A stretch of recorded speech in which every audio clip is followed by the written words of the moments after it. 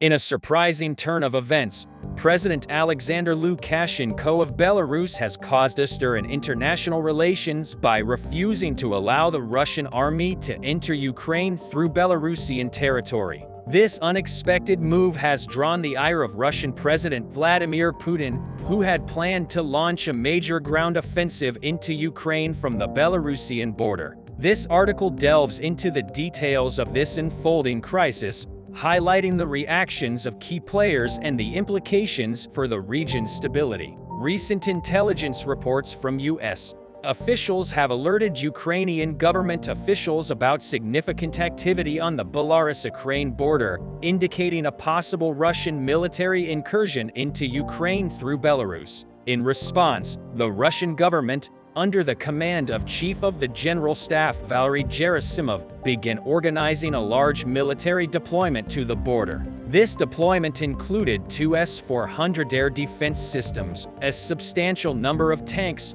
and armored vehicles. Alexander Lukashenko, the president of Belarus, who is said to have held talks with senior U.S. officials, has stunned the whole world with his move. This move of Lukashenko, who did not allow the Russian army to enter Ukraine from Belarusian territory, drove Russian leader Vladimir Putin crazy. Putin called an emergency meeting at the Kremlin palace and held a private meeting with Valery Gerasimov, the chief of the Russian General Staff. Putin, who wanted to expand the territories he occupied in Ukraine, wanted to launch a major ground offensive over the border with Belarus. Putin was aware that he will quickly occupy the capital, Kiev, if he enters Ukrainian territory through the Belarusian border, has started troop shipments to Belarus. This plan of the Russian army, which planned to move towards Kiev with a large army, was presented in a very interesting way. The unexpected move of Belarusian President Lukashenko drove Russian leader Vladimir Putin crazy.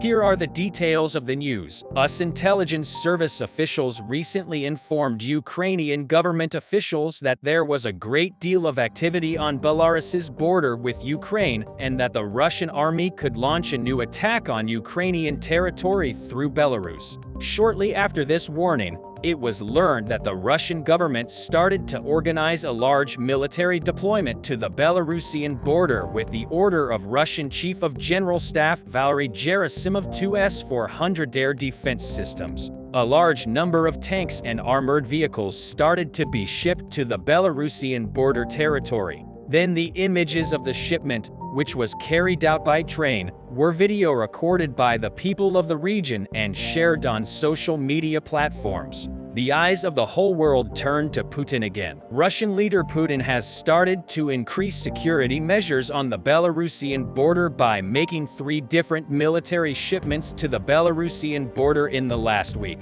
The Russian army, which placed air defense systems on Belarusian borderlands, interestingly, began to protect Belarusian territory. Afterwards, it was noticed that Putin had deployed a large number of armored vehicles, and tanks here started to transfer many Russian troops fighting in Ukraine to the Belarusian border. US Defense Secretary Lloyd Austin said that the U.S. intelligence service has reported that there is a great deal of activity on the borders of Belarus and that Russia could launch a new attack on Ukraine from there. The U.S. Minister Austin's response to these statements was not too late. Russian Defense Minister Sergei Shoigu denied the U.S. accusations, saying that the military shipments sent to the Belarusian border were for an exercise and that Belarusian soldiers would be trained. Belarusian President Alexander Lukashenko, who allegedly met with senior U.S. officials in recent months, did not object to the Russian troops entering the Belarusian border. In response to Ukrainian leader Volodymyr Zelensky, who decided to increase security measures on the border with Belarus, started to deploy nearly 10,000 Ukrainian troops to the Belarusian border to take precautions against a new Russian attack. Zelensky has asked for support from its Western allies, saying that the Ukrainian army needs more tanks and long-range missiles. While the whole world was waiting for the Russian army to launch a new attack on Ukrainian territory through Belarusian borders, But the Russian leader Lukashenko surprised everyone by closing the border gates to Russian troops. With a sudden change of decision, Lukashenko activated the Belarusian border guards and started to take a major security measure at the Belarusian border gates. Thousands of Belarusian soldiers are trying to ensure border security in order to prevent the Russian army from crossing Ukrainian territory. However, Lukashenko's move surprised Putin and many Western leaders. The Russian army was trapped in Belarusian territory after the Belarusian army prevented Russian troops from crossing into Ukrainian territory. Confused Russian leader Vladimir Putin asked for a meeting with his counterpart, Alexander Lukashenko, but the Belarusian government rejected Putin's request for a meeting. According to sources close to the Kremlin, the Russian government believes that Alexander Lukashenko has reached an agreement with the United States. However, according to war analysts, Lukashenko is trying to distance himself from Russia for a very different reason. War analysts say that Lukashenko is aware that the Russian army is losing the war on the territory of Ukraine and is now trying to get closer to the US and Western countries instead of Russia. However, Lukashenko's move has left a big question in mind. Will Vladimir Putin impose any sanctions on Belarus over Lukashenko's move? We do not know the answer to this yet, but Vladimir Putin and Alexander Lukashenko are expected to hold a meeting in the coming weeks. After 15 months of occupying Ukrainian territory,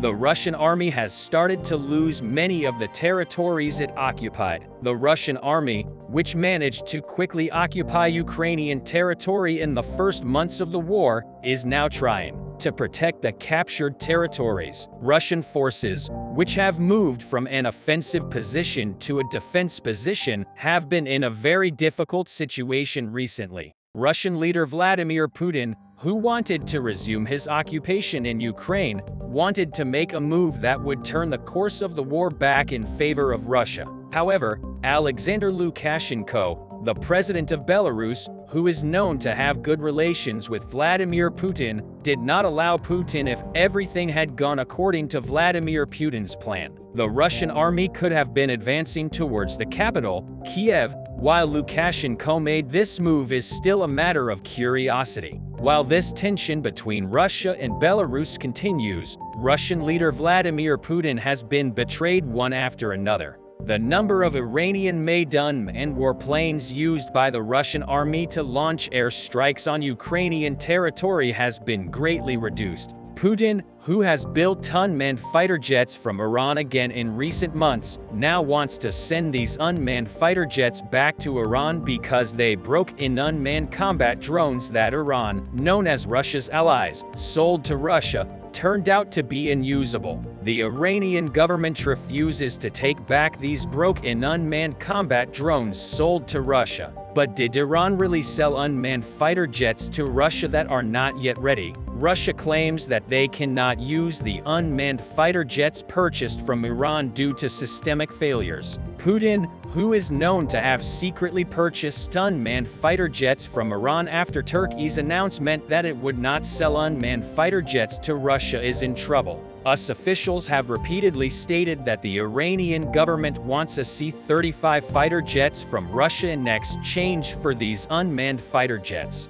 Immediately after this agreement between Russia and Iran, the Iranian government shipped the unmanned fighter jets to Russia, and the Russian military conducted the first tests a few days after this agreement was reached, and the first tests were carried out. It was discovered that these unmanned fighter jets purchased from Iran were missing parts and therefore could not take official. This note indicated that in the first trials conducted by the Russian military, the Iranian unmanned combat drones had systemic errors and were not fully efficient. However, it was later understood that these unmanned fighter jets were completely broken. It is also reported that the Russian government is not at all satisfied with the unmanned fighter jets from Iran. This issue has come up many times before, but the source of this information remains a mystery. It is still a matter of curiosity whether Iran, which has been supporting the Russian army since the beginning of the war, is doing this deliberately.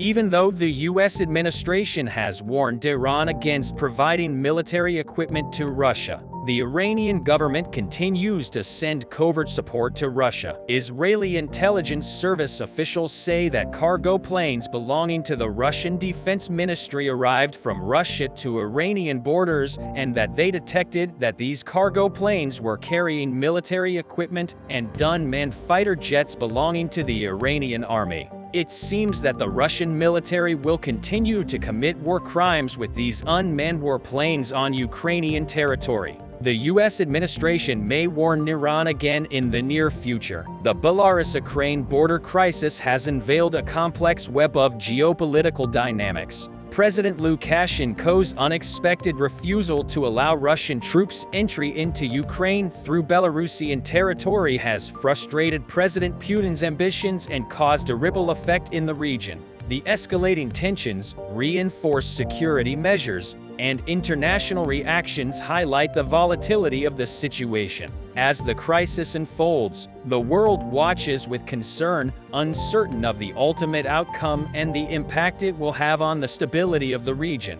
Winning and losing is a fact inherent in the nature of war. Therefore, every army at war determines distance to victory through large and small gains and losses. Therefore, it is natural to gain territory after successful operations or lose territory after defeats. However, losing or gaining some territories can change the course of a war. For Ukraine, this is undoubtedly the Crimean Peninsula. In recent days, the Ukrainian army has carried out a series of attacks on the Crimean Peninsula. Ukraine is getting closer to its goal. Since the beginning of the Russian invasion of Ukraine, Ukrainian leaders, landscape, and Ukrainian army have been aiming to push the Russian invaders out of the occupied territories as soon as possible and advance towards Crimea. The first year of the war is over and the Ukrainian army is very close to this goal. Because the landscape, his army and his people put up a great resistance against the invaders, despite the threats of Russian leader Vladimir Putin. Ukrainian leader Zelensky has not backed down. The attacks on Sevastopol in Crimea the other day clearly showed the determination of Zelensky and the Ukrainian army. In almost every speech, Zelensky has said that Crimea will be taken from the Russian occupiers. In fact, Zelensky said that Russia's occupation of Ukraine began in 2014 with the illegal annexation of Crimea and continued with a full-scale occupation on February 24, 2022. Therefore, Zelensky said that the Russian-Ukrainian war started in Crimea and would end with the recapture of Crimea. Crimea, which Zelensky often reminded, has been the target of the Ukrainian army in recent days. The Ukrainian army has now crossed the occupied territories and is advancing to Crimea. Ukrainian drones hit Crimea the other day. After this attack on the port of Sevastopol in the morning, Kremlin issued an emergency alert.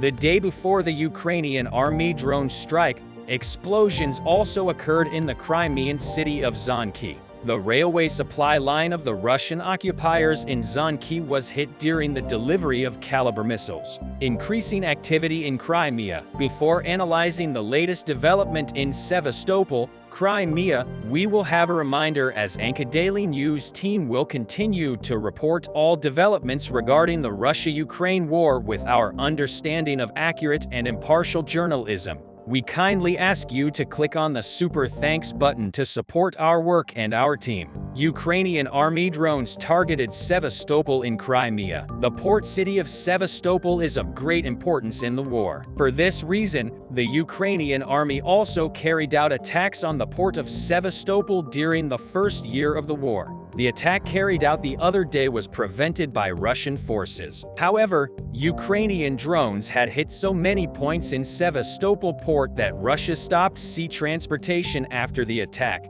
The hit on the port of Sevastopol has unsettled Kremlin because the loss of this region means that Russia has failed in its invasion of Ukraine. If Ukraine liberates Crimea from the Russian occupiers, the war could spread to Russian territory at any moment. That is why Kremlin is trying very hard not to lose the Crimea region after the Ukrainian army's attack on Sevastopol. Many Russian and Ukrainian officials made statements in order to hide the defeat. Russia declared that the attack was repelled and no damage was done. Mikhail Raduyev, the occupying governor of Crimea, said about the Ukrainian army's attack, "Our fleet repelled a surface drone attack early this morning. They tried to enter the bay, but our Navy men opened fire on them. In addition, air defenses were engaged. 3 drones have been destroyed so far." Ukrainian officials also commented on the attack. Natalia Humeniuk, a spokesperson for Ukraine's Southern Operational Command,